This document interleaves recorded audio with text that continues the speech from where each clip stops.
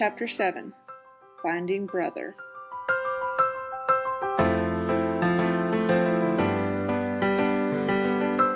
She pushed the wheelchair out from the new lodge. The canyon again took her breath away. If he'd wound up anywhere, it'd be here. She rolled out and looked at the map.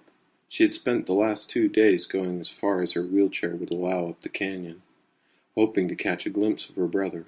So far, nothing. But she would go to Weeping Rock today. After 2 hours, she had been stopped again by the limits of her chair. His ears tucked into the side of his head, his nostrils flaring to catch more of the new scent. But it was not a new scent at all. A smile grew on Tyos's face. His sister had found him. He emerged from the sandstone ledge he slept on, and about 100 feet below he saw a solitary woman in a chair. He blasted into motion, climbing down the sheer rock, and soon he was only a few yards away from the woman. She sat crying. "Tyler, I don't know if I can find you anymore," she said, the tears flowing down her cheeks as she stared at her broken legs. "You already have," Tyos replied from his hiding spot. "Tyler?" she asked, shocked from her despair. "Yes, it is Tyos now. I have changed, little sister," he said. "Well, fine. Tyos, where are you? Come out," she replied, becoming impatient with him.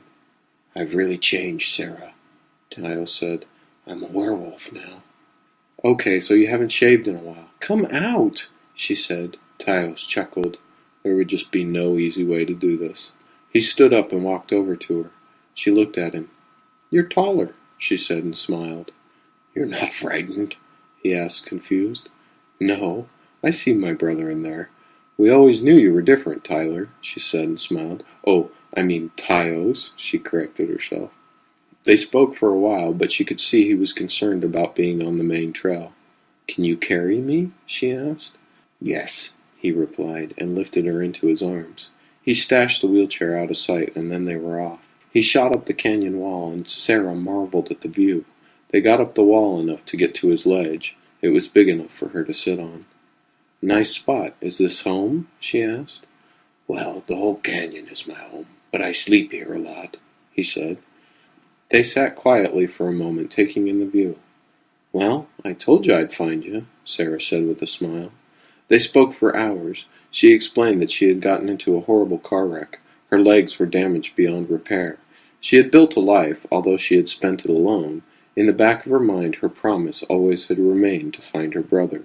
Figuring out that he would come to Zion had not been that hard.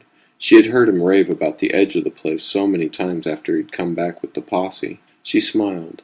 "Although you turning into a giant werewolf, I had not expected," she said with a laugh, after explaining her story. Tyos returned a toothy grin. "Neither did I." She looked at him earnestly. "Are you alone?" she asked. "No, there is another of my kind here. I will track him down tonight, if you would like to meet him," Tyos said. He spoke of his story coming to the canyon and meeting Bourdon, and his conversion. She sat on the ledge, looking between her brother and the incredible view. They spoke for hours, Tyos reveling in the warmth of his sister's understanding. The sun began to sink into the horizon, and Tyos brought his sister to her chair and then helped her back to the lodge. They made plans for him to come get her in the morning, and so it went for 4 days. She would wheel out to a secluded location, and Tyos would pick her up. She met Bourdon, and he was the most nervous out of all of them. Bourdon had not spoken to a human in more years than he could remember. She made him laugh on numerous occasions. On the last night, Tyos and Bourdon brought her to a spot they both loved. Outside the canyon itself, they stood on the top of the great Arch of Zion. The canyon laid out before them in spectacular glory. They started a fire, and she spent her last night in the company of wolves. In the morning they sat down and watched the sun come up. "So I will come back next year?" she said. "I'll keep a nose out for you then," Tyos replied. They both laughed a bit. After the night they returned to the lodge and said goodbye, and she rolled out of his sight. "I love you, sis," Tyos said, and burst into a run into the canyon.